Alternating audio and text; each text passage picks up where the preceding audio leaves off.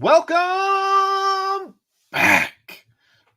It is another episode of Pardon the Punctuation. I am Aaron Smith, as always, joined by my homies. Jeff Howell, who's a little under the weather. I'm not sure he's even sitting on anything, as he apparently partied his entire ass off this weekend. And Ed, self-proclaimed best producer in the city, Mayhall. That's me. Jeff, tell us about your weekend, man.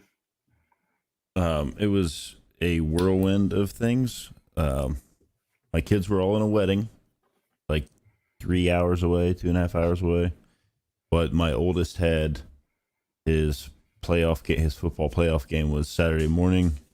Did not go well, but we stayed for that, and then we had to leave directly from there to drive down to the wedding. And I could literally pull into the Airbnb, throw him in the shower, get him in his wedding stuff, and then head over to the wedding for my niece. It was a nice wedding, and it was a good time at the reception. They had a sign that said, "The drinks are on us, the hangover's on you," and it was true. It's now Tuesday evening, and you're still feeling the weekend. I'm just. I'm 36. I don't drink or party like I used to, and so when I get out there and bust a move on the dance floor and have some beverages, and then the real world comes back real quick Monday morning, and I'm just on top of that. I'm a little under the weather, so like it just has slowed my roll for the last few days. 1 foot in the grave, apparently. Something like that. Ed, how was your weekend? Soccer tournament. Oh, no soccer tournament last weekend. Did he not say last week that he had a soccer tournament in Indiana? Yeah, he did. It's coming up weekend. You can't just keep saying this coming up weekend. I don't believe you. We can go back and listen to the tape. I have receipts. But because I actually listened to last week's show this morning, so I actually know what I said. But Bryce had his last game.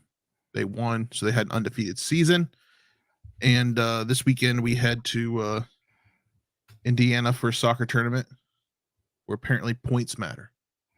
Well, just want to let you guys know I will be at UCF this weekend for the game. Sounds fun. That should be fun. In the bounce house. Heading down to the bounce house. I'll be in the press box. Oh, but no. That's probably the first thing that's going to collapse at that place. Yeah, probably. We'll be on top of everybody else though, so it's fine. Fair. Way of looking at it.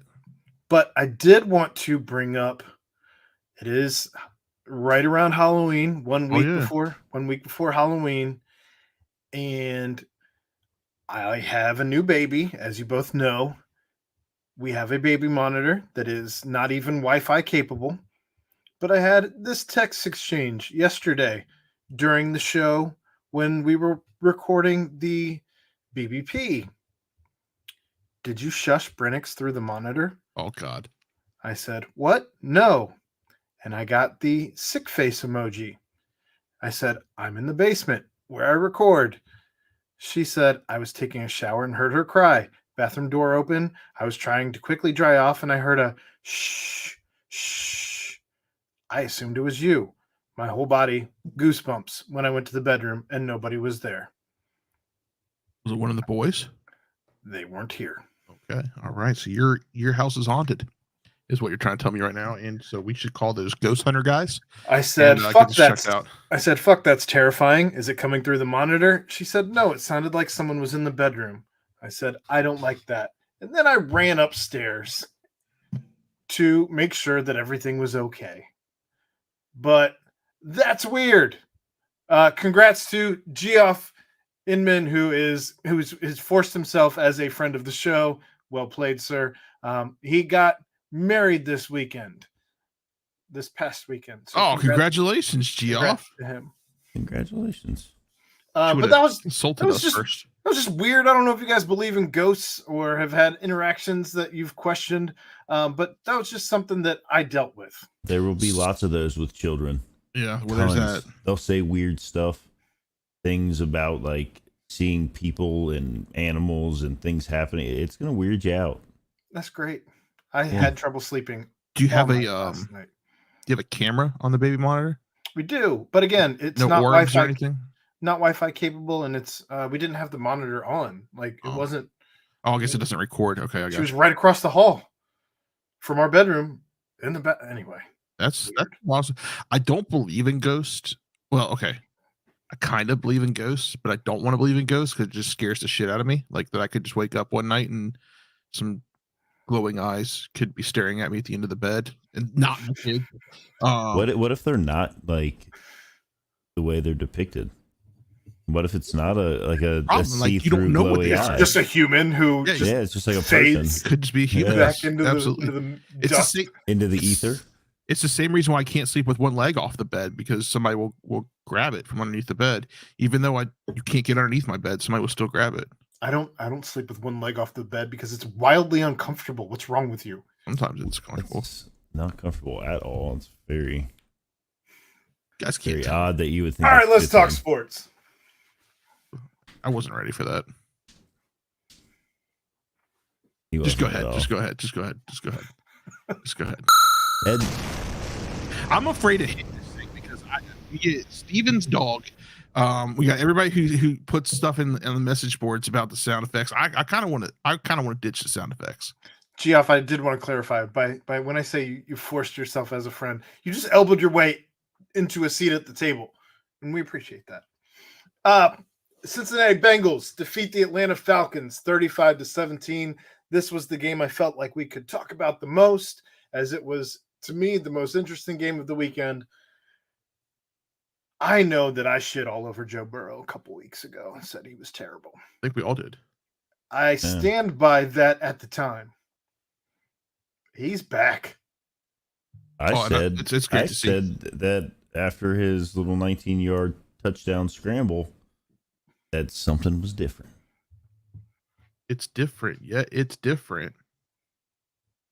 No, Joe Thanks. Burrow's back. He had what was his halftime? Do you have his halftime stats anywhere by chance? I want to say it was like 350 yards at It halftime. was obscene. See, It was ridiculous. In any I case, think he had only missed 2 passes at that point. yeah, it was something. I thought he was close. I thought he was It's definitely like 21 for 23 or yards. something. He finishes 34-42, 481 yards, 11.5 average per pass, 3 touchdowns, 3 sacks, and the sacks didn't even bother me because the offensive line played very well. I saw a crazy stat that that in the last, like, since week 3 or week 4 on, like, they've only been credited with like 8 sacks, like 1.6 sacks a game, something Super crazy strange, like that. considering that's how long the preseason would have been to get them all on the same page. Odd. Weird. It's odd. I apologize. I can't figure out how to get this the divide by half, so I don't have that information for you. Okay. Fair. In any case, it was obscene what he had by halftime. Tyler Boyd, 8 catches, 155 yards, 1 touchdown. Jamar Chase, 8 catches, 130 yards, 2 touchdowns. T. Higgins was made fun of because he couldn't get there. 5 catches, 93 yards. These guys are clicking, and that's Hayden Hurst even, 6 catches, 48 yards. For a tight end, we'd all be happy to get almost 5 points out of a tight end on our big, fantasy team. How big of a slap in the face to the old Falcons was the final play of the game? Well, before the kneel down. To Hayden Hurst? The one that sealed it, where went in motion and then got under center and drew them off, and then there's a Ted Karras stands back with the big Tiger Woods fist pump, like pointing at him, and then he's like, "Yes, sir." Like, I mean, that's a perfect time to call that play. I loved it. It was I'm glad that excellent play calling. I like to see. I like to think in my head anyway that Zach Taylor is just ceded all calling power to the rest of the committee, because it's looked different.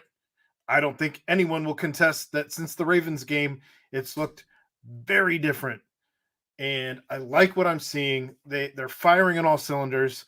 I saw Stephen A. Smith put the Bengals in his top 5 as far as power rankings go. A lot of people very high on the Bengals now. Um, this is what you want to see out of this team because this offense, especially with the reconstructed line that we all believed in, we hadn't seen what was supposed to be out of all these dudes because they hadn't gelled yet. I think they're getting there. I think I said it last week. I'd like to see him play a full game. Although the end of the first half was they gave up 10 points in 3 minutes or something like that. I'll just call that a fluke. But I think both sides, like you said, offense and defense stepped up this week.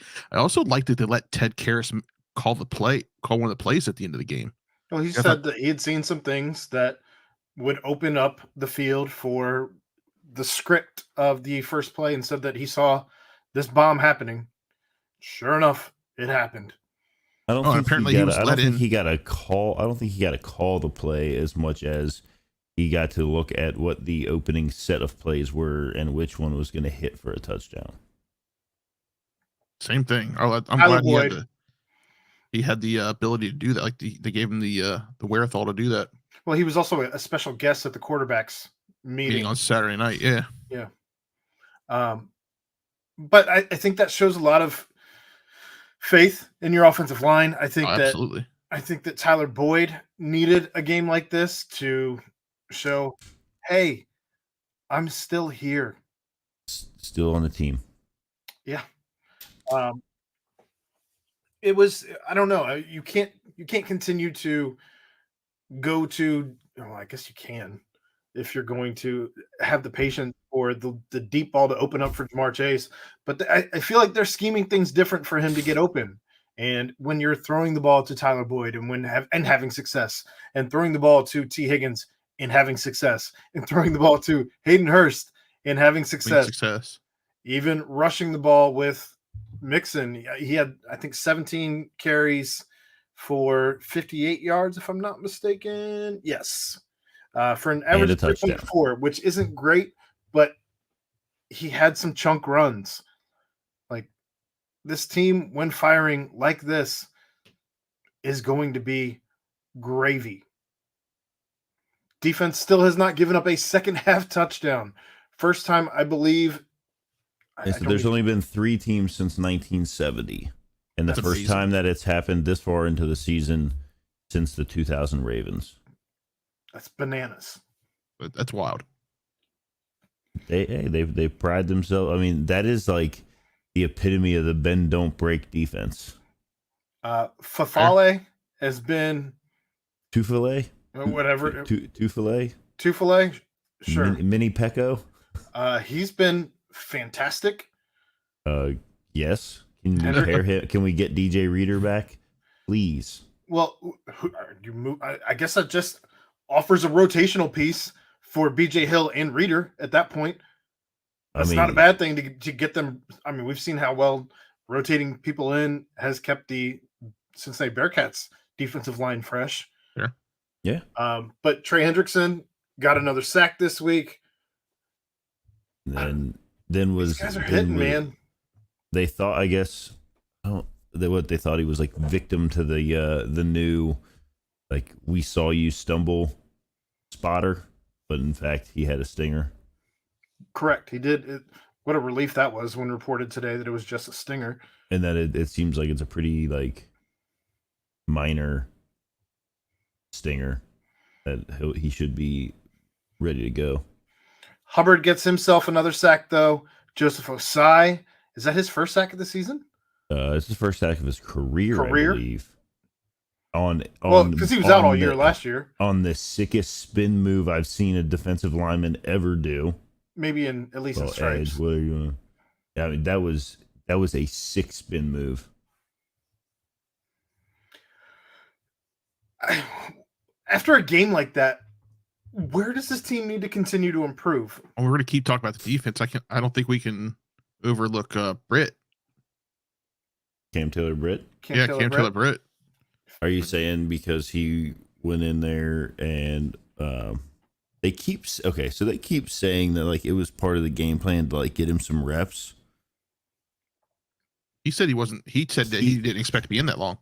He had basically twice as many reps as Eli Apple, who got absolutely roasted on that touchdown catch. And on Twitter after the game. Which is going to happen because he runs his mouth. He does. He's a big talker. Right.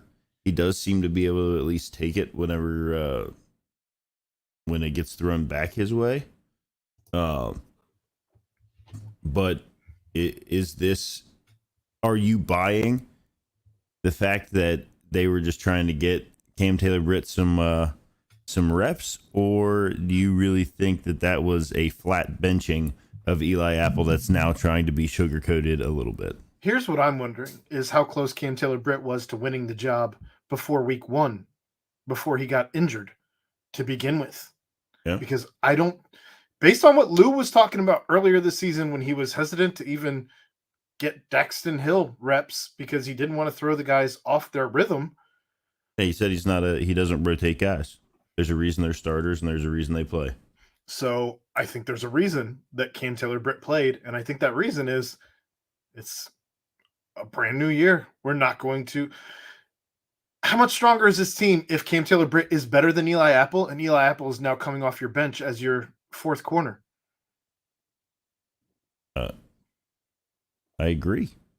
He was a Super Bowl starter, and he's a guy. When you look at his grades, like if you look at like the way he's graded and like the stats, whatever that he's put up, like throw out anything that you believe via the eye test, Eli Apple's one of the better corners in the league.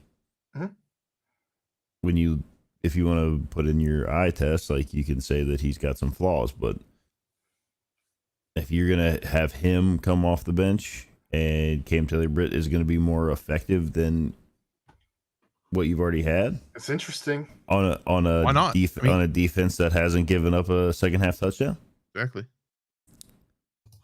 I mean, why not? I mean, I'm not going to complain. Bates isn't going to be here next year, so let's get the guys some reps now. Let's get him in there and get him into the system. I don't see a world where Bates is back next year either. Okay, well then you got Dax Hill, who we've seen him do some decent things. He's certainly done some decent things. I do want to address this comment. This team needs to step on the other team's start when they get up big. They let Atlanta hang around far too long. Didn't burn them, but could against a better team. And that's from Jason Salins. They could have stepped on the throat if they wouldn't let those 10 touchdowns. 10 touchdowns. Those 10 points. 10. Yeah, I know, right? Each touchdown's worth a point now, guys. It's a new rule that we just put out there. Right before the half. I mean, it could have been a much nastier game. It's also really hard when you're up that much to just continue to grind as if you weren't. I did ask where they can get better. That's fair. But I don't disagree. It's just hard to continue to tell your guys to go out and motor at 100% when you're up. What was the score at halftime? 35 to 10? It was 28-17 at the half. Okay. And then they came out and scored. The Bengals came out and scored immediately. And the Falcons didn't score a point in the second half.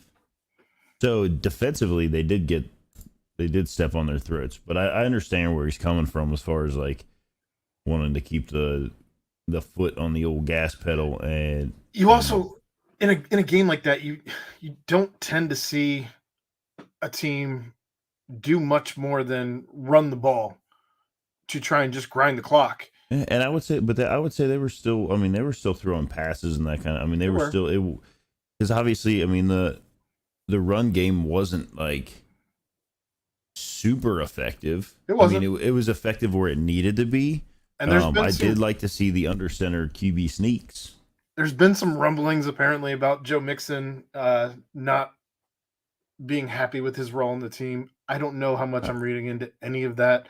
As I don't know. Been a captain charioting this team even when Joe was injured, and you're apparently asked his aunt. Uncle. I mean, what did he end up with? 91 total yards between receiving and rushing and a touchdown. Like what more do you think he would, want? You know what I mean? Yeah. I don't know. I mean, that was as much like as big of a team win across the board. Like you didn't say like 20 touches for Joe. I mean, like that's a lot of the games you can sit there and say like, oh man, it's a good thing they had a defense. They really kept them in the game. Like they really were. That was the shining star. Like really, the only thing from this game that I think can draw the big question mark, and it's one that we've kind of tossed around since the preseason. It has to do with our punter. Yep. And Drew Chrisman is still with the team on the practice squad, still blasting 70-yard punts. Like 4 games on the practice squad.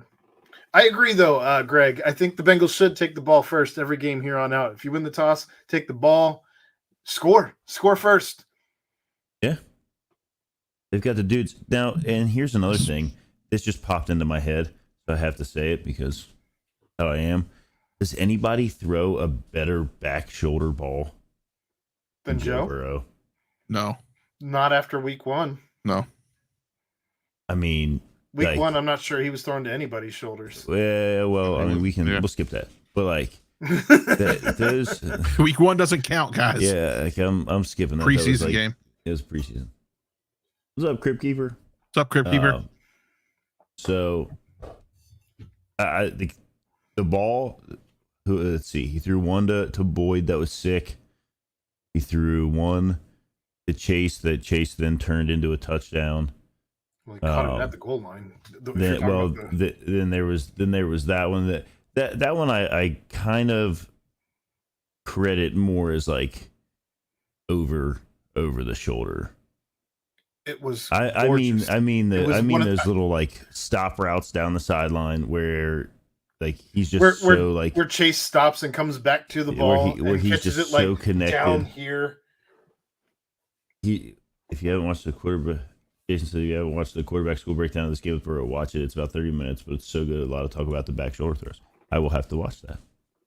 I just think and a lot of that. Okay, so that touchdown, 75.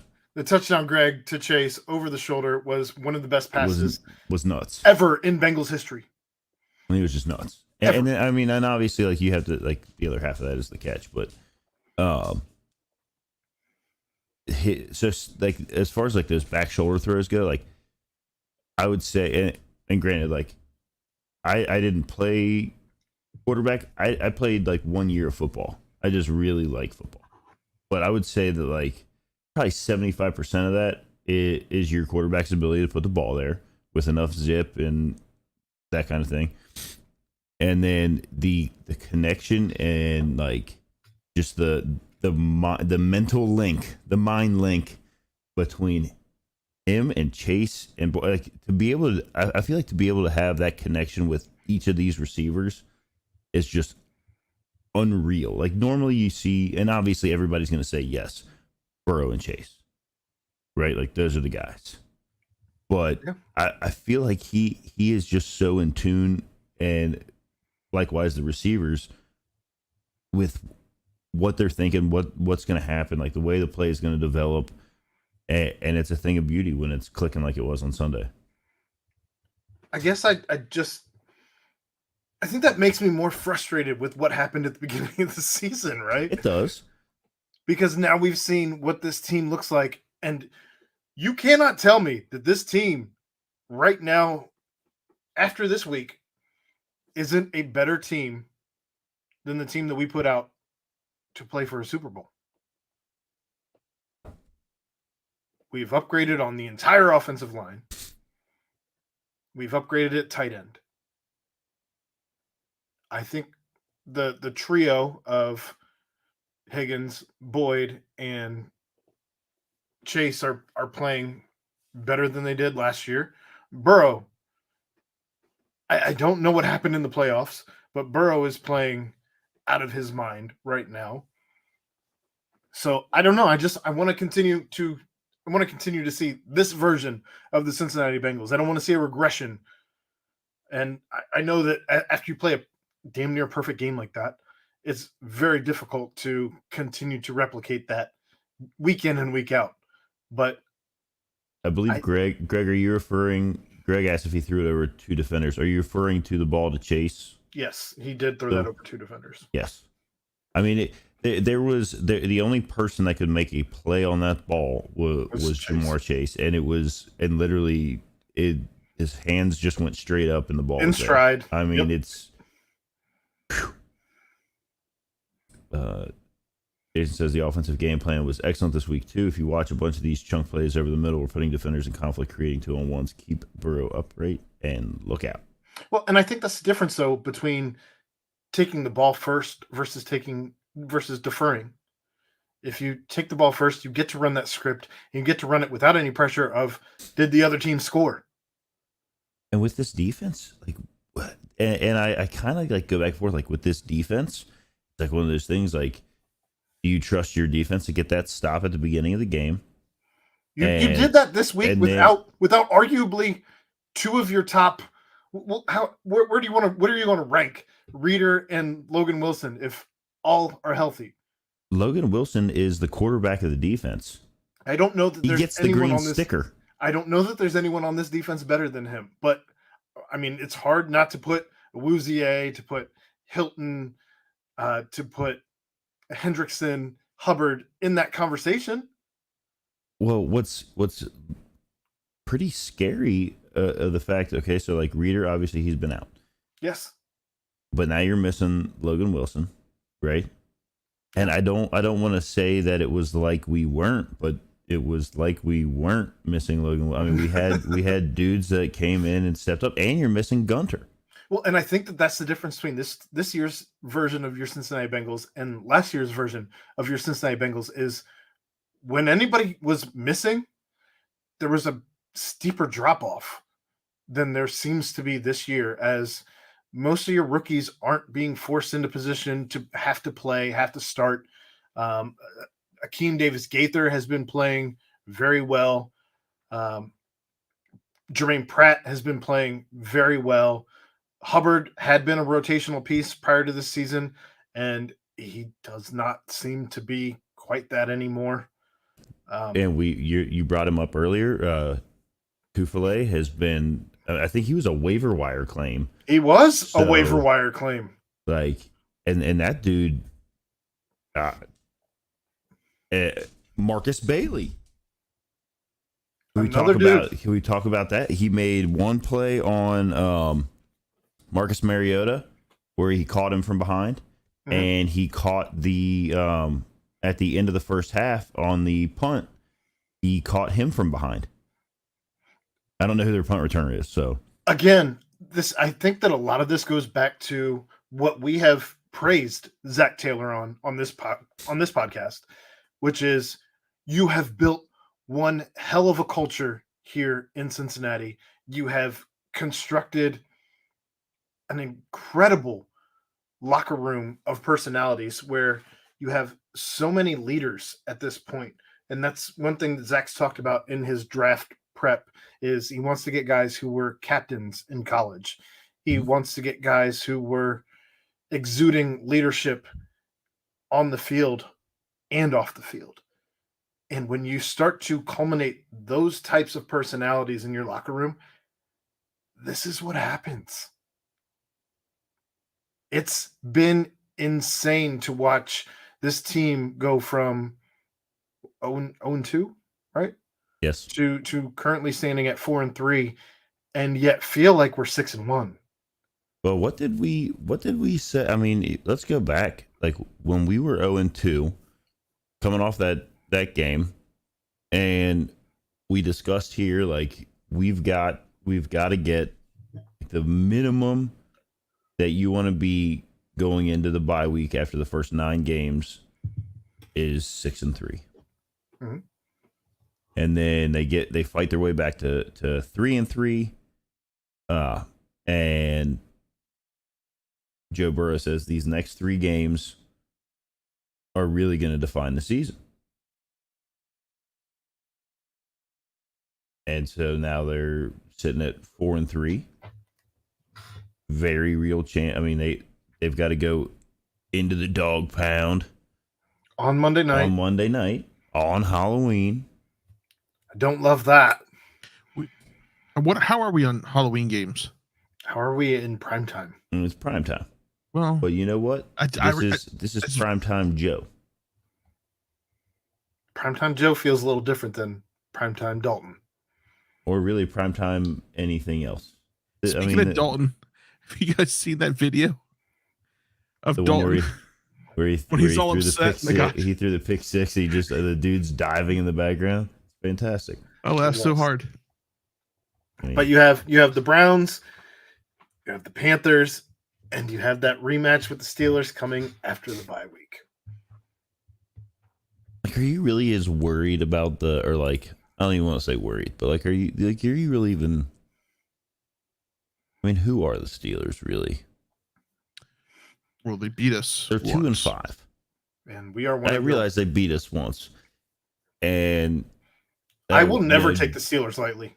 It was. I get that it's a division where I get all that. They're not good. No, but they have beat us. Now the Browns are coming off of a 4-game losing streak. One that was taken from them last week. Was that? One that was taken from them last week with that phantom offsides call. Yeah, that's a little, but you're going to have that. You know? Yeah. The human element. Don't put yourself in the situations where the ref can ruin it for you. It's a human element. What do we got? Greg says the Browns have a good defensive line. Also, it's going to be a great test. Is Collins looking like he's going to play?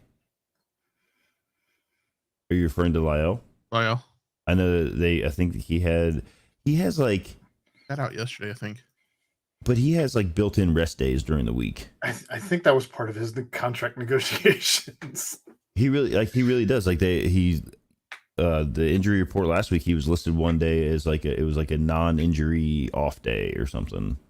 He's like, nah, I need that extra bathtub, that extra ice tub day, like a non-injury rest day. Like, I think it was Tony Pike was like talking about him on the show going into the game. Like, yeah, he talked about how I was listening to it on the radio on my way back from Kentucky, but he was talking about how like after the Saints game, Lyle Collins was telling you how great a game he played, and is he going to back it up? I thought, I mean, there were a couple plays where I was like scratching my head at some things that happened to him on the field. Like one, it appeared he was attempting to do some sort of like reverse like block with his back instead of using his hands to block a guy. It was strange.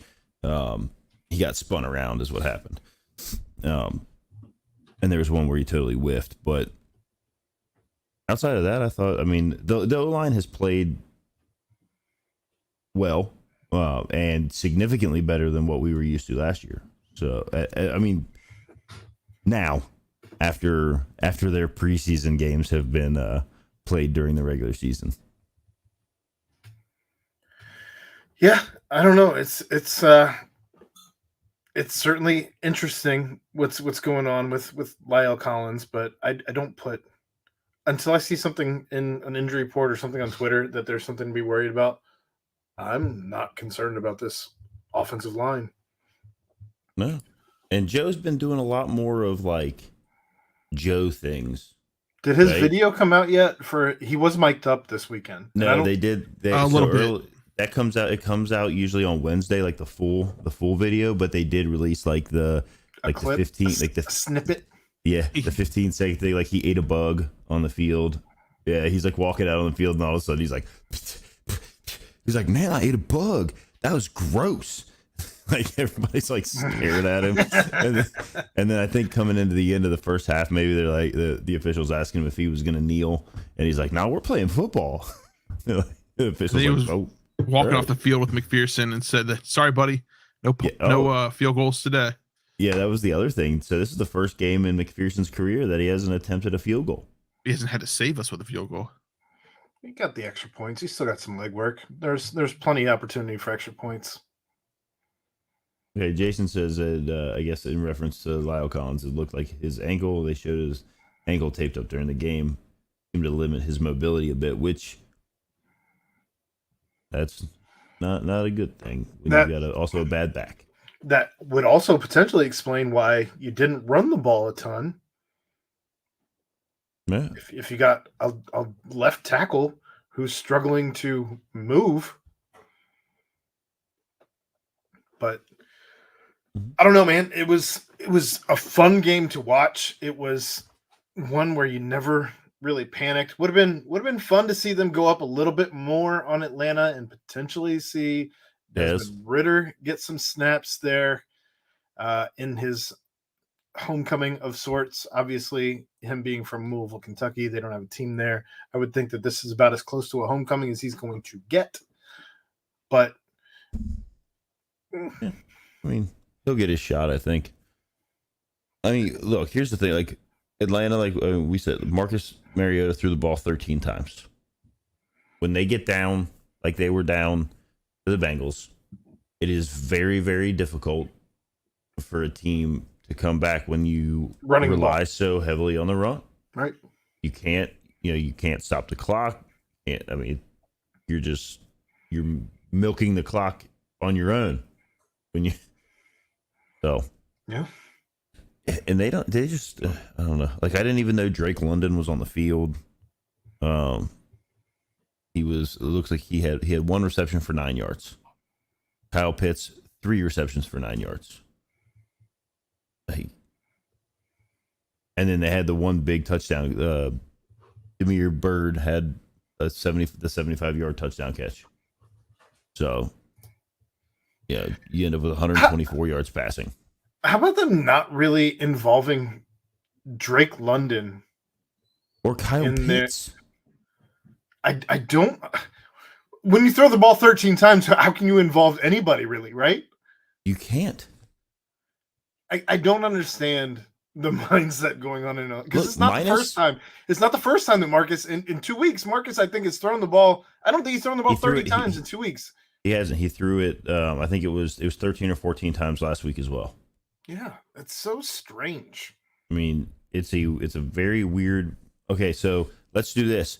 Take out Demir Bird's 75-yard touchdown catch, where Eli Apple got roasted, which was, by the way, Demir Bird's only catch of the game, and only reception of the season is what Greg says in the chat. Okay, his only reception of the season, by the way. There we go. The Falcons threw for 49 yards. Without that play. No NFL team should be doing that. Not in the year 2022. And they rushed as a team for 107. That's horrendous offensive production. But like when you look at Marcus Mariota, this team is 3-3, right? Yeah. Going into this game, this team is 3-3. Correct. Now stands at 3-4. I don't understand. I mean, Marcus Mariota had a 118 QB rating because he was 8 of 13 and with a touchdown, no interception. Like, you're not even going to throw an interception when you're going to throw the ball 14 times. Not really.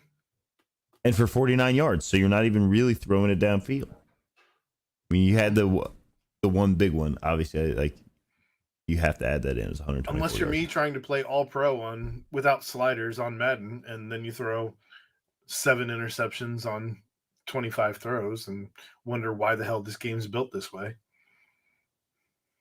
Yeah, you win some, you lose some. I was surprised to see, I guess, Samaje Perine only had like one carry and 2 receptions. He didn't really factor into the game much. Those are my happier days. Really? I still hold the Super Bowl against him, even if he couldn't actually get to that ball. Even if he needed go gadget arms. He sure did.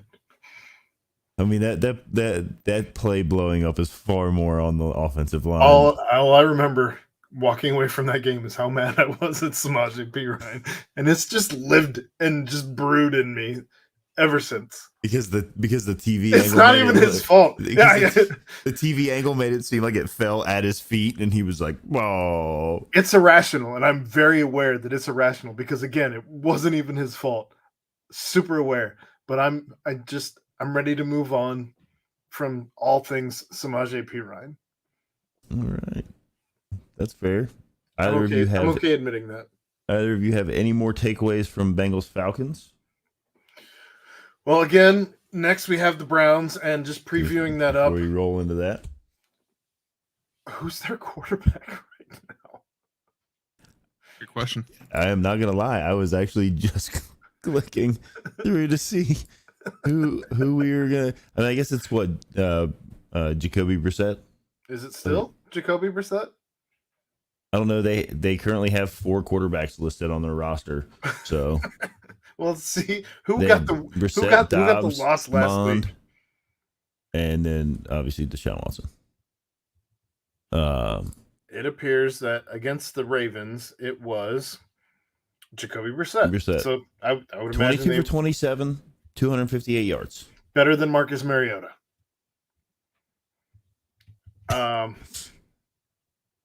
It's like that Wolverine gif, Geoff.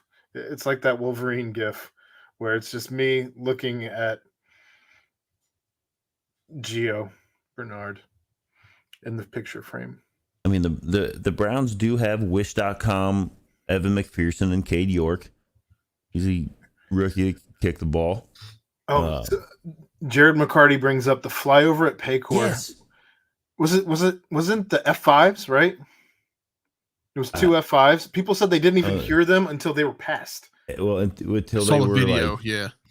So I've seen some videos of it, and it did look outrageously low. I think what Greg said, he was there as well, so maybe he, I don't know. I think our friend Christina was there too, wasn't she? I saw her talking about it. I think she has season tickets. Okay.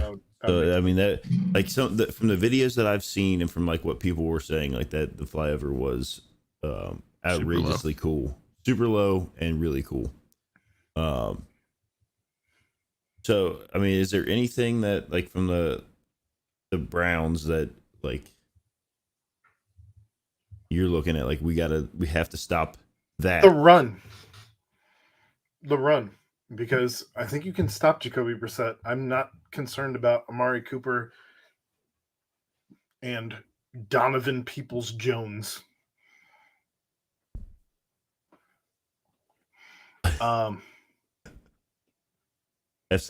is what Greg was told. I'm not a plane person, so don't even. I just know that they're not really flying Tomcats anymore. So Brissett was 22 of 27 for 258, no touchdown passes. He was sacked 5 times. I'm curious to see if Kareem Hunt is dealt before next week. Kareem Hunt only had 5 carries. 4 yards. I also don't know if Jerome Ford was injured or if they have simply just moved to Donovan Peoples-Jones as the punt returner. But Jerome Ford has been mentioned as an excellent punt returner going into last week. He was written by The Athletic as an honorable mention for through 6 weeks or through 5 weeks, whatever it was, as an honorable mention for the punt returner behind only one other person. I can't remember who that was off the top of my head because I didn't care. They do not have him listed as on the injury report. Okay. He was placed on injured reserve on Tuesday, October 4th for an ankle. Jerome Ford. That sucks. Where do you see that? On the injury report.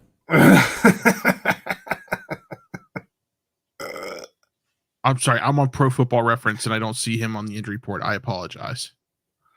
In any case. He's on the injury reserve. That's why. I had to click another button. That's on me. That's full circle. That's on me. Well done. Also surprised the Jets didn't end up trading for Kareem Hunt because I think that might have worked out better than James Robinson. But if you're looking at contractually, James Robinson makes more sense, as I believe he is only 24 years old. I don't want to talk about the Jets running back situation because... Look, it came up in the chat. I'm just saying because I brought up Kareem Hunt. Oh. If he gets moved, we don't. Right. He's apparently on the trading block. He's also on my fantasy team. And then he went. He was on the way to a big game, and then that happened, and yeah. And I literally also had Michael Carter and dropped him. No one cares about your fantasy team. I do. And guess what? I'm a third of the show. All right. So. No one listening.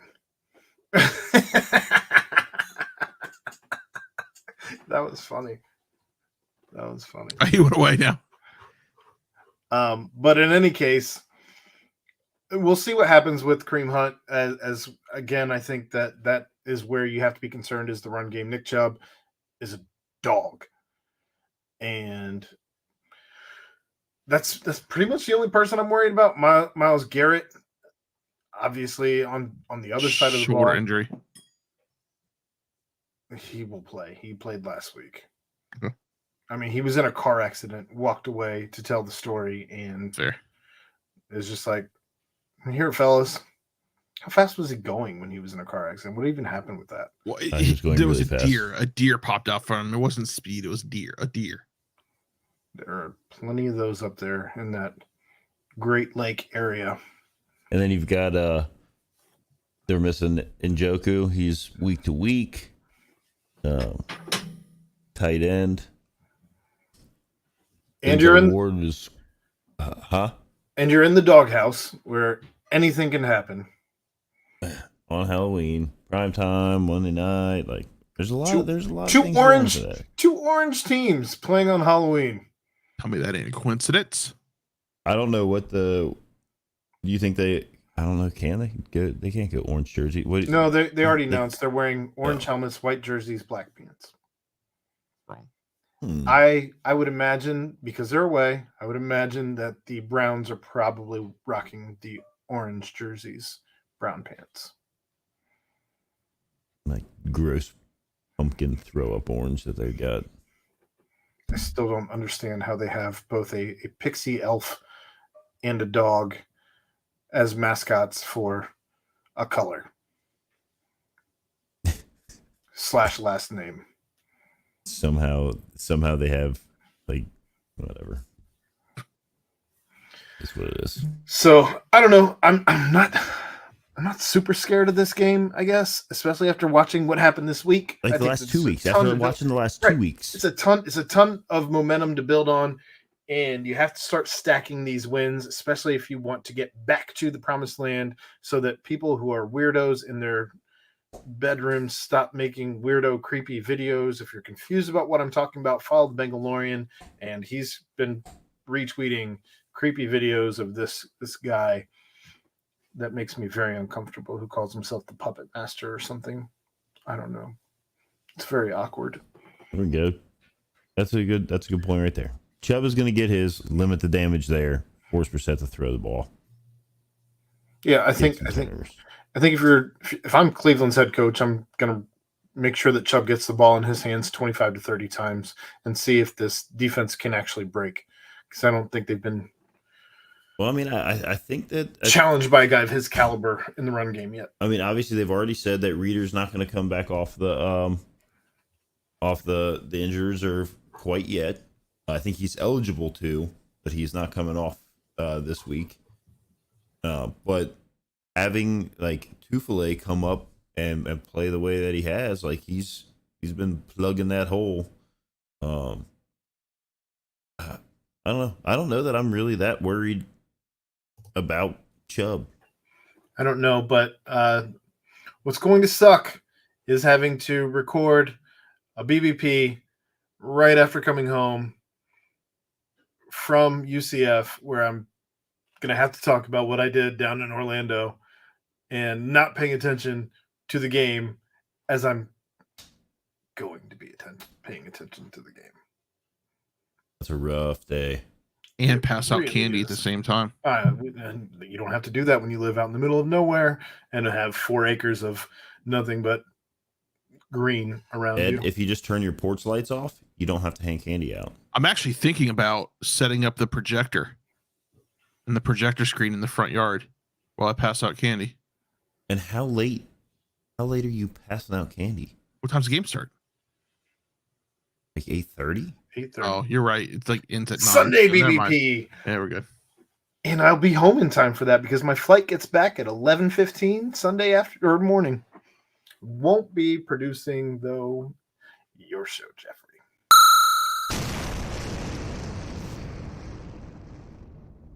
Bearcats defeat SMU 29-27. Weird game. Weird game. Jeff, did you watch any of the game?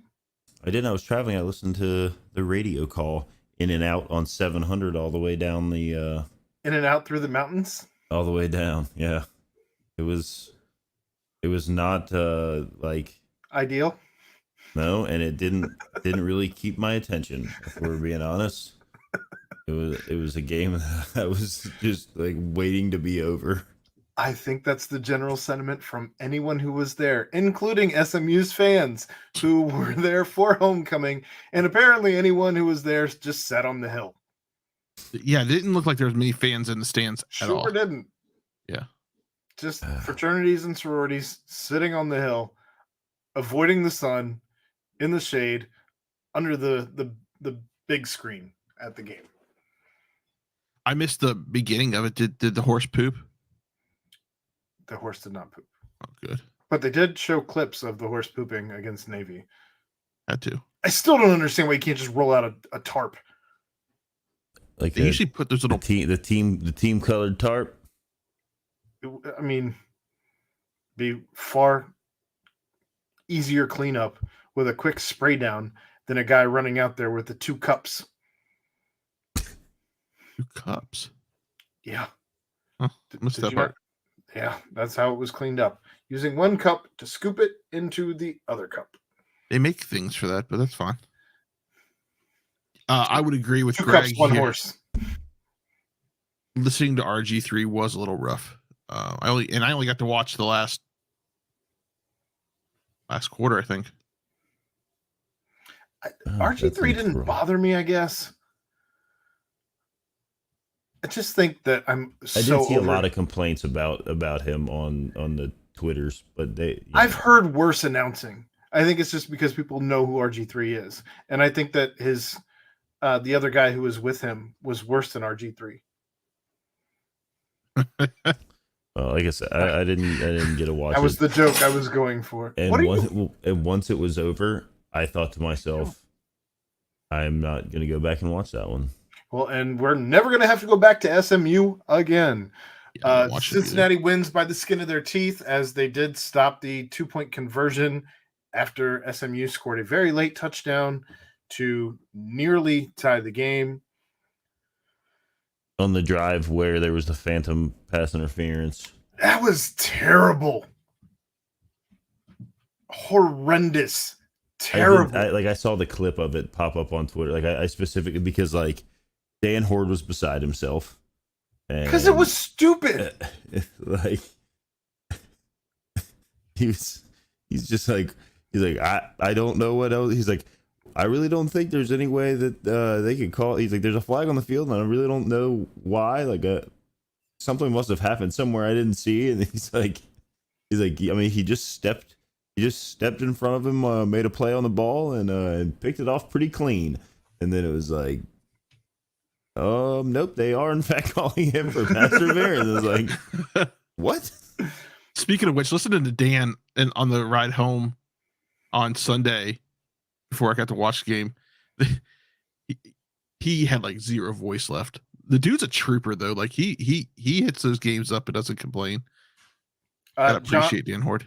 John writes in the chat here, wish we had Ivan Pace another year for the Big 12 season. So fun to watch. He is eligible. He's got several years of eligibility, doesn't he? He is eligible, at least with the COVID year. But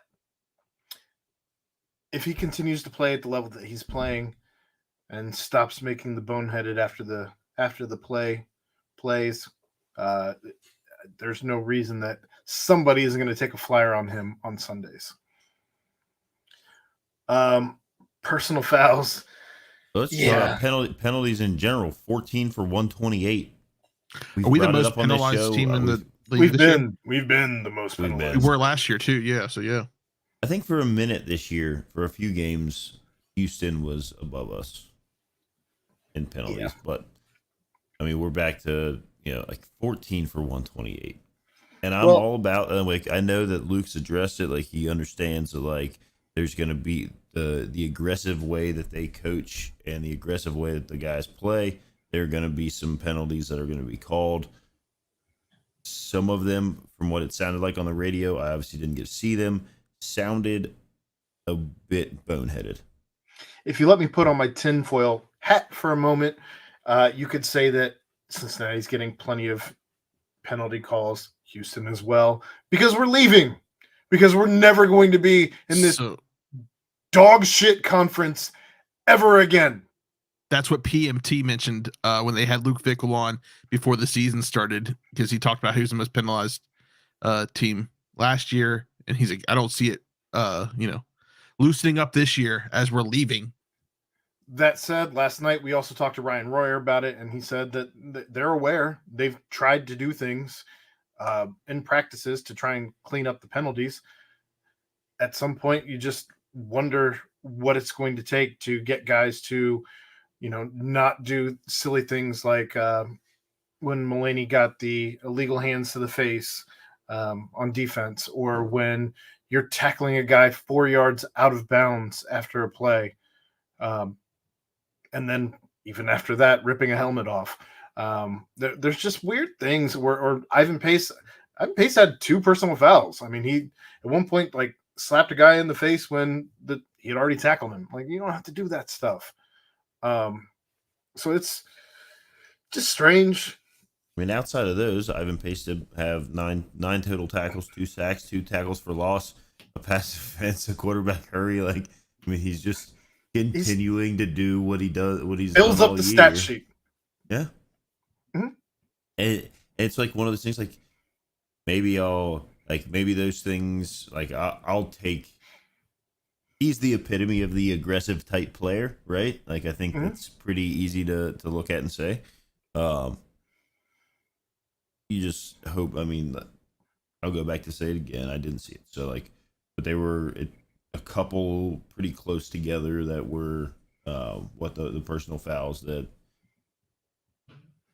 maybe back off on some of that stuff, like the 4 to 5 yards out of bounds kind of tackling, that kind of thing. To answer Greg's question, do you bench him for a series, a quarter? If I'm the head coach, I'm not going to bench anybody during the game unless it's something egregious. Get yourself thrown out. Like, if you're going to do stupid stuff like that, get yourself thrown out, get recognized by the conference that you've been making stupid plays, get yourself thrown out of the game, and you'll be suspended. At least I think the first, if you get kicked out of a game, I think you have to at least sit out a quarter of the next game, if it's at the end of a game anyway. You'll also run into the fact that refs are going to start to know that you do stupid shit after the play. They'll start looking for it. There's not a ton of conference refs. There's probably a rotation of 20 of them or so? Maybe. Yeah. So I don't know. I mean, again, if it's me, I wait until I break down the film, and if it's just staring at you, again, kind of going back to what Ryan said last night, coach isn't one to call people out during team meetings and what have you. He just addresses it to the group as a whole. I don't know that you're going to necessarily see a change in the way that Luke Fickell handles himself and starting to call guys out by name in front of his peers and all of that. I doubt we'd see that kind of a change. A guy like Ivan Pace, like, I don't know that you want to put that leash on him. He like, well, and coach likes to you want to talk to him maybe a little bit, but like that aggressive, that just like he likes to keep things loose on the sidelines. And if you start to have to worry about, is coach going to pull me if I do something dumb? Because let's be real, we've seen this out of Ivan throughout the season. It's not been once or twice. It's been an ongoing thing. We've even seen some of it with Deshaun at times. So maybe it's just a Pace thing where they like to just toe the line, like see how close they can get to the line without hopping all the way over. But I mean, I don't think you're gonna see us say anything along the lines of like, we're okay with 14 penalties for what was no. Like, we're not like that. We're not taking up for it in that fashion. Just trying to figure out where things need to be cleaned up. You also don't want to change your entire coaching philosophy just because you've had some. You want the aggression play, right? The penalty, the false start penalties, I don't consider aggressive penalties.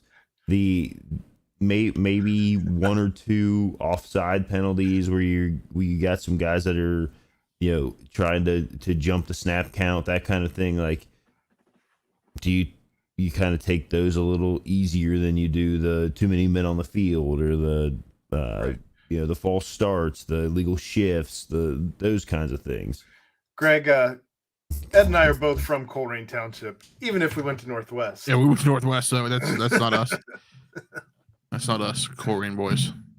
Kenny asked a question that maybe you can answer, Aaron, because we didn't. Did you see the tackle on Kiner, helmet to helmet non-call on the 4th and 1 that turned the game? I did not. I saw a video of it afterwards. What were your thoughts on it, Ed? Because I didn't. It was definitely helmet to helmet, but I mean, it was kind of at an angle where I feel like if I was an official on the field, I wouldn't have saw it. Like it was only that camera just got the right angle to get in there. So, I mean, that kind of stuff happens all the time in a game. Okay. I don't know. In any case, the Bearcats did win the game. Luke Fickell becomes the winningest coach in history. They put out a tearjerker of a video today. How about the video though in the locker room afterwards when AD, I can't think of his name right now, John Cunningham was all hyped up to give out that commemorative ball. It was something that Coach addressed in the press conference where he said that he actually had to step back from being disappointed in the way that they won that game, have a reality check by how excited the guys in the locker room were for him to become the winningest coach.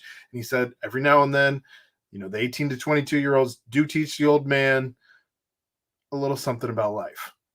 And he did have to talk about last year, not to get caught up in the disappointment of how you won, because that was an ongoing theme for last year. So it was kind of cool to see him kind of dial back to that. But I think you could see in that video when he's got the ball and he kind of made his little thing and he's like, the only thing that matters is the next one. And then they go into the chant. The little chant they've got, which I don't. I want to bring that up though. UCF is next, and UCF is they got blown out by ECU in Greenville this week. But UCF will also hang up 72 points on you. So which UCF are we going to see this weekend when Cincinnati travels to the bounce house, especially coming after a loss to ECU? They're back home. Cincinnati is not in Nippert to face a strange Gus Malzahn-led team with John Rice Plumlee. I don't know what's going to happen here. We got some high school football. Is Tyler Scott going to be back? He was at practice today. Coach said that he's hoping that he is at 100% come Saturday. That's promising. It is promising. I don't know what the answer is on Jabari Taylor. Yeah, that's a decent hit on your defensive line. I mean, the thing is you like John Rice Plumlee is like he can throw the ball. He obviously, I think, yes, he's leading their leading rusher on their team as well. Mm-hmm. So I think it's pretty obvious there what needs to happen. Make them Jeff, do not advocate taking out John Rice Plumlee. That's funny. It's obvious what needs to happen. You left it so ominous. Well, I was gonna finish it, and then you went right into turning me into like some mafia hitman. You are the guy advocating a lead pipe to the knee. Get out of here! Come on. Dang, sorry, Nancy Kerrigan. I mean, just you got to make them one-dimensional. Like you're gonna have to decide, like, which way you want him to have to beat you, and take the other thing away. Yeah, you want them to have to throw the ball. Yeah, I'm not afraid of John Rice Plumlee throwing the ball, especially when I want this team to start to generate more turnovers, much like Hicks did in this game until he was called for pass interference. I mean, you just spy like like obviously I'm not a football genius here, but I tell Ivan Pace like wherever he is moving his person, that's where your person needs to be, and you need to meet him with utter violence. Just wherever he goes, you are his violence. shadow. Choose violence, Ivan Pace. Again, stop advocating the lead pipe. I mean, my goodness, we don't want him injured on purpose. That's a great spot to end that on. Thanks, done. Ed. Well done. You're very Ed, it's now your time to shine. Tell us about what happened to FC Mid-Cincinnati. I don't think it's like, why we got called Mid-Cincinnati? I mean, again, they made the playoffs. They won their first playoff game, but unfortunately, in the second playoff game against the Philadelphia Union, they came up short 1-0. The first half was a really great, like back to back, like it was a really great match. To be honest with you, like I was really entertained by the first half. I did watch it. I did watch it. How did you feel about the first half? I mean, I wasn't sure what was really going to happen with it because soccer's one of those things. Like when you're watching it, it's because like okay, so in football, you're watching football, like these guys are they're on offense, like right. They're attempting to go the soccer because it flips back and forth so quickly between like for like 3-4 minutes you've got guys on one end of the pitch, I believe it's called, Ed. Yes, it is. Yes, it is. Yeah, looking for a centering pass and somebody coming across the middle and jumping up in the air. I don't know how they put so much like power behind a head ball, but they do. And wild. So like I feel like it is one of those things where like when it's down there and things are happening, like your like stomach's kind of up in your throat a little bit, and then when Philadelphia finally broke through, because like I really did think that FC actually outplayed them like the majority of the game. It did. And Philadelphia's goalkeeper, like hats off, like, and I tweeted it out. Hell of a goalkeeper. I don't tweet a lot of FC stuff out. I don't tweet a lot of soccer stuff out in general, but I did feel that because we are a sports podcast for Cincinnati, even though we don't cover them in a favorable light outside of Ed for most of the season, that they deserved in the second round of the playoffs for me to at least give it a fair shake. It was fun to watch, but then like once they go down by a goal, then you're like, man, like this is gonna be a struggle and a fight to get back into it. And yeah, soccer is like that. When once the first team scores, it's just kind of like one of those situations where you're like, is it over now? Is the next 50 minutes going to be just back and forth? Why does he want to talk? Okay. He's shaking his head. One more second. Yes, sir. I'm really starting to think Aaron just doesn't want me to contribute to the show. Why's that? This is about the 7th time I've sent you an email without a link. I just usually notice that I didn't send it without a link.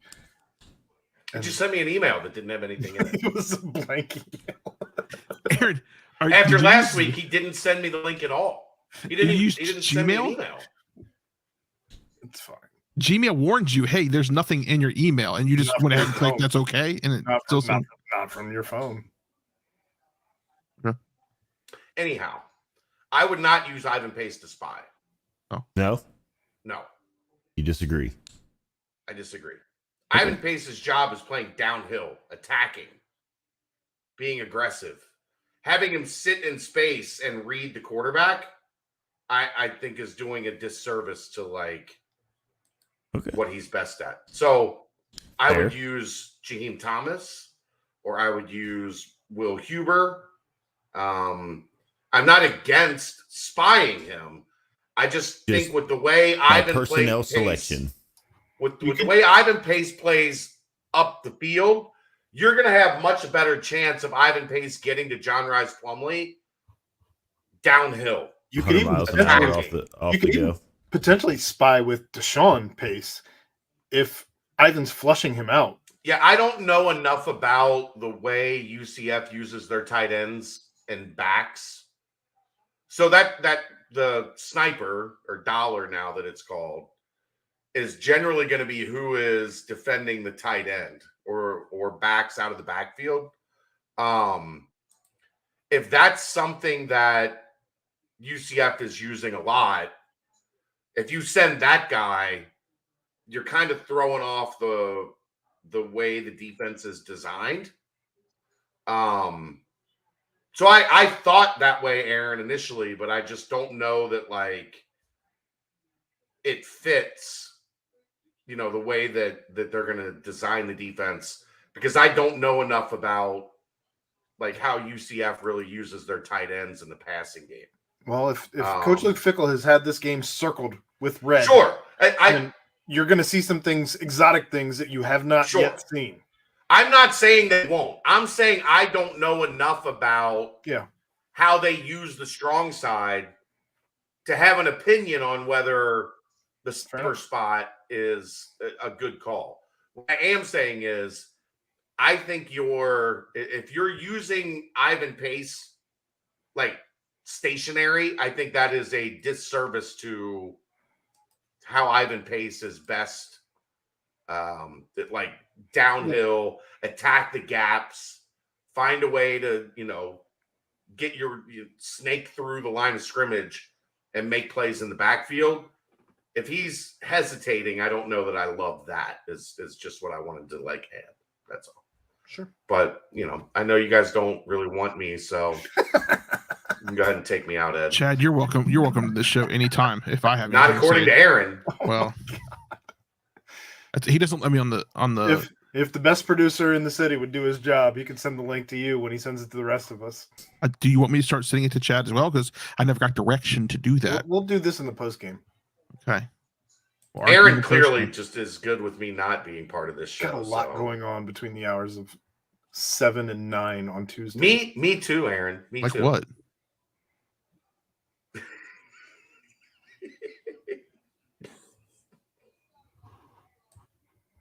Unreal. We'll go back to talking to FC Cincinnati. Go ahead. Finish your FC talk. All I'm going to say is, you better luck next year. No, stop. You brought it up, Jeff. They did dominate the whole game, but the Philadelphia Union's goalie, I mean, hats off to that guy. He was making some amazing stops and some amazing plays on the ball. So I mean, he probably 3 of those were legitimate goal opportunities. Goals, I mean, they weren't like trickling back there kind of thing. The rest of that team, if I see him in Washington Park, I'm fighting the hell out of him. But that goalie, I'll buy him a beer. I'll buy him a beer. Why would their team just be meandering through Washington Park? There's usually, and then are they all gonna start walking at you and snapping in unison like this, and then you're just gonna stand there ready to go, Ed? Right in the middle of the line. I'm just standing there. Their goalie's coming at you, and you're like, no, but you can music hall will be to my back because it's gonna make it super cinematic. You've painted something from West Side Story, whereas Ed's painted something from Rambo. Right, strapped, bandana on. I got some eye black. Yeah, I will give some props to FC Cincinnati as they've managed to do something that the Reds haven't done in quite some time. I'm actually going. Okay, I'll wait for a little bit to talk about my Reds thoughts. Okay. Well, anyways. It was a great season for FC Cincinnati. I hope they can really build on this next year. I think we finally have a coach in place that's going to take us somewhere. And I think I saw Alan Cruz is gone today. I saw that. Oh, is he? But I don't know who he is. I just saw that he's a member of FC and he's gone. I forgot who he was. Aaron and I have been talking about him back in the day. But... Okay, fair. And he's a soccer player. And Ed's Wrestling Minute. Oh, we were talking about the Wrestling Minute too? Hold it, suppress the button. Oh, I didn't. I don't have it. Okay. People have to back me up when I'm pressing these buttons. And if you're ready. All right. Your time starts now. All right. So I did watch a little bit of last week's fight here, or I guess show here in Cincinnati. But I don't have much to talk about on that. I have a lot to talk about on the dark match, Lord Crew versus Matt Hardy. Hey, shout out, by the way, to Lord Crew for getting a match against a guy who used to be a legend like for Matt being Hardy. Chad's brother. Also for being Chad's brother. So here's some of my thoughts. Who are these goons that came out with Matt Hardy? They're kind of annoying. Why did they get to commentate the match? Crew is much bigger than Hardy, although it looks like Matt Hardy's out of shape lately. Hardy does not look like the high flyer that he used to be. Crew is handling him very well. Like he had some good body shots in the corner of the ropes. I thought that was pretty awesome. But all of a sudden the match was over, and I don't know how it ended that quickly, but it did. And then my initial thought was they needed to give him more of a shot because like he does have the look of like a WWF superstar or an AEW superstar. Like he has that big guy, burly kind of look, and I think he, from the 3 or 4 matches that I've seen of his, I think he deserves more of a shot. What were some other notes I had? So who are these dudes? Do they like, own Hardy? I didn't understand what the whole situation was there. These guys like apparently have a contract, and Matt Hardy can't do anything unless they hold the contract. What a downfall Matt Hardy has had, by the way. Last Tuesday in Cincinnati, Jon Moxley had a hell of a match with Adam Page. Unfortunately, towards the end of the match, there was a mishap in a move, and it did knock Page out. He did go to UC Medical for concussion evaluation, and from what I hear, he's doing all right. And it also seems like by all accounts, CM Punk is out of AEW. They're trying to, what I hear, negotiate a buyout of his contract. Also announced this week, Pat McAfee will be returning to WWE SmackDown in January. I assume that is because game day will be over by then.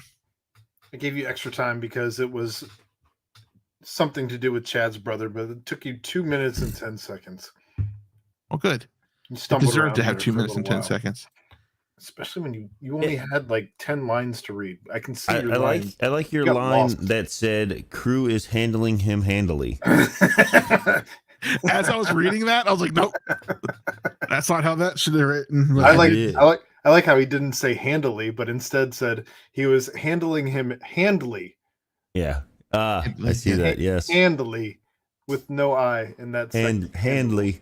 I was typing quickly, guys. I was typing quickly. Brand. It's so on brand. We lost 2 listeners. It's actually funny. So one of the dads from the soccer team wrote me this morning and said, "Hey, I listened to a new podcast this morning.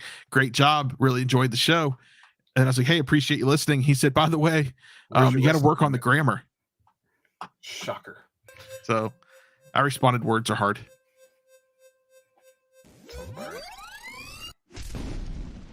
Yeah, turn that up a little bit, Jeff. All right. It is the lightning round. I think you're up, Ed. Nobody else has anything in here? I put There's other things in there, Ed, but your number. Have you guys seen the video of Katy Perry in Vegas looking like a robot? I've seen the video, yes. Ed. Aaron's a big conspiracy theorist. Aaron, do you think we talked earlier about Ghost. Do you believe that there are robots walking among us? There are aliens everywhere. I said robots. I said aliens. Fair. You gonna hit the buzzer? Thank you. All right. Congrats, Philly. Who's that? It's me again. That's you again. Jesus, guys. Congratulations to Philadelphia. Congratulations to Castellanos. I'm gonna be pulling for Philly. How about you guys? I would agree with that. Good. I'm glad somebody could agree with something. Next buzzer. Guess it's me again. Shout out to John Calipari. I don't know if you guys have seen the tweet. It was very cool. It's very cool. I despise UK basketball and I despise John Calipari, but I think this gesture was on point. Apparently a father who works in the coal mines met his wife and son at the game for the blue and white game. And somebody captured a picture of it. He's in his full coal mine outfit, has, dirt all over his face and everything, but he was there for his son. I think as 3 fathers here, we would all 3 do the same thing for our kids. And John Calipari offered him tickets, VIP tickets, to a game, and him and his son get to come enjoy the game, which I thought was super cool.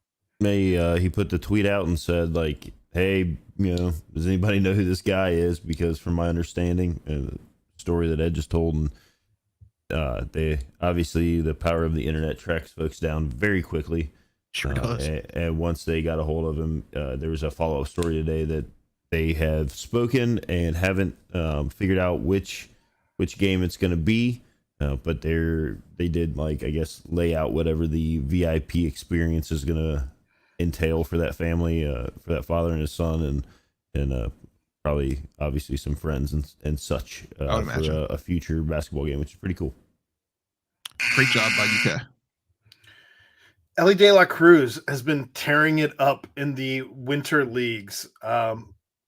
8 games, 33 plate appearances, 28 at-bats, 6 runs, 11 hits, 3 doubles, a triple, 9 RBIs, 3 stolen bases, 4 walks, only 8 strikeouts. The dude is a monster, and this is not even showing his updated home run, which I believe happened tonight. He's a monster, an absolute monster that I cannot wait for him to don the Yankees pinstripes. The wishbone. Stop it. Stop it. They're not good. The Yankees. Get out of here. I appreciate that, Jeff. 2 Bearcats were drafted into the G League, and I believe there's a third on a G League roster now, as Mamadou Diarra and Keith Williams were drafted into the G League in the recent G League draft, which I had no idea was even happening until Cincy Bearcats Hoops Twitter page put out the congratulations on both of those guys being drafted. I did not expect Mamadou to be playing professionally here in the state. Is that you, Jeff? I didn't do that. It wasn't me. My hands are here. I think My hands are here. Fair enough. Anyway, Gary Clark was the other one on the roster outside of those guys. Tari Eason got a Nike deal this week as another former Bearcat. What might have been? His coach told him he wouldn't even make it in the NBA. He threw some shade in his little. He had like a selfie video thing that he put out, and it's like, my coach told me I wasn't even going to make the NBA. And wow! Look at me now. Look at me now. Speaking of which, I have started trying to bid on Tari Easton trading cards. Well, you should probably call it Eason, or you'll never find cards. Oh, we got a problem. What's the problem? Go ahead, Aaron. All right, Bearcats in the NFL. These dudes are lighting it up. Kobe Bryant, Sauce, Travis Kelce. I mean, week in and week out, if you are not watching around the NFL for what is going on with the former Bearcats, it's been amazing. It makes it a lot of fun. It makes it a lot of fun. This is the most fun This is the most fun I've had watching other games since I started doing fantasy football. When I saw the Jets were on TV the other day, I watched it. I would never do that. Like, without having all these Bearcats in the NFL, I wouldn't watch anything but the Bengals. This is so much fun. And Sauce is certainly already getting the veteran look of, I'm going to look away from that little handhold, that little this, there, and the other. And I'm okay with it. If it's not called, it never happened. If it's not called, it's not a penalty.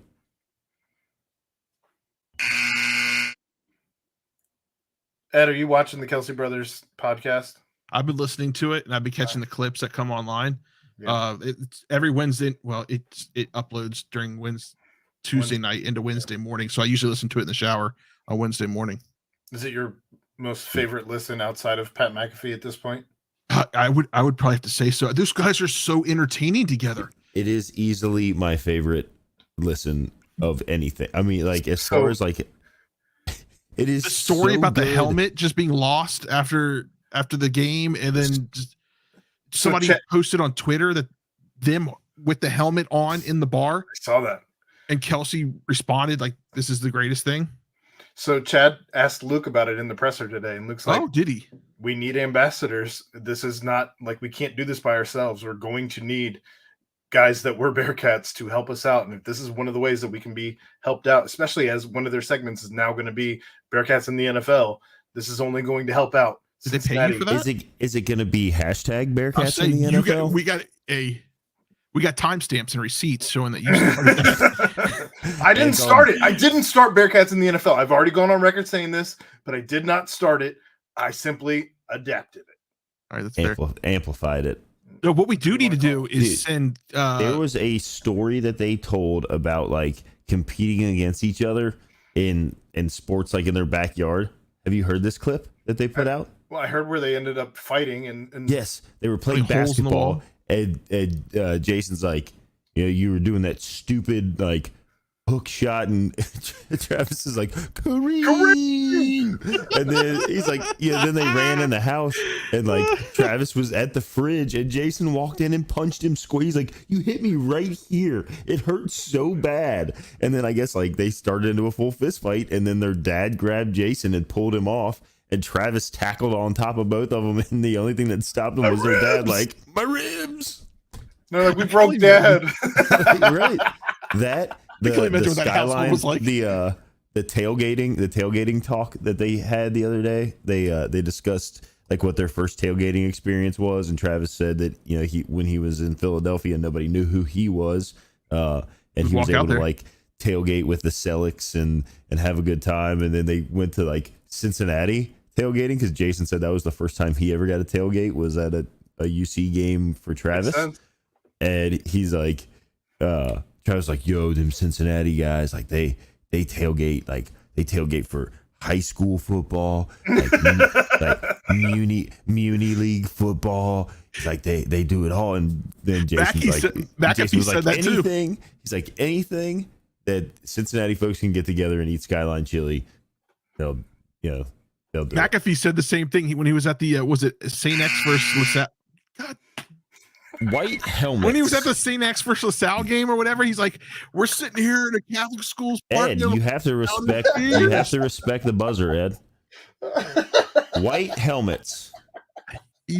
For UC. How do we feel about white helmets? They don't bother me. It's whatever. I mean, they're helmets for God's sake. Like, I love them. Let your play do the talking.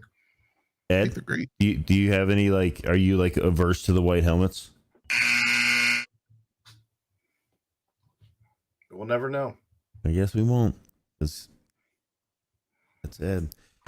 Cincinnati Reds. What about? And the Philadelphia Phillies. The Phillies won 87 games this year. They did. And they're heading to the World Series. They are. The Reds won 83 games last year. They did. And blew it all up. They did. Said we're just gonna align our payroll and resources and this, that, and the other. And you've got people online who are rightfully like, hey, we could have picked up a few dudes and won 87 games. I love the people who are comparing the stats of guys who've gone other places to what may have been here in. They're like, oh, they would have been terrible here, so that wouldn't have worked. Maybe the friendliest home run hitting park in all of baseball. My problem is you like. The same way that you can't say like, oh, if they would have spent a little bit of money, they could have won 87 games or 90 games this year, like, added a few more and done just as well or better. You, in the same breath, say your reasoning for that is because the guys that were starters here that were traded away didn't have crazy good seasons this year. It doesn't work that way. The problem being make sense. The Reds ownership fully sold out the fans and said, where are you going to go? And fans went elsewhere because there was nobody at Reds games this year. And now they're trying to make season ticket holders pay for an experience that's usually free at Reds Fest this year. Yeah, that'll go over like a fart in church. What is that, Ed? You can add that as your next part of the lightning round. It just said they're charging people to go to like. No, they're not charged. It's like a season ticket holder experience, like something at Reds Fest that only season ticket holders got to do. Now they're charging them to do whatever that thing was. I don't remember exactly what it was. I have to go find the tweet, but it's probably there was an area for season ticket holders where you could go and like do like a questionnaire, like a smaller questionnaire area, and then because they made no money this year. Are you even interested in going to Reds Fest? That's the sad thing is they probably did make money, Aaron. Unreal.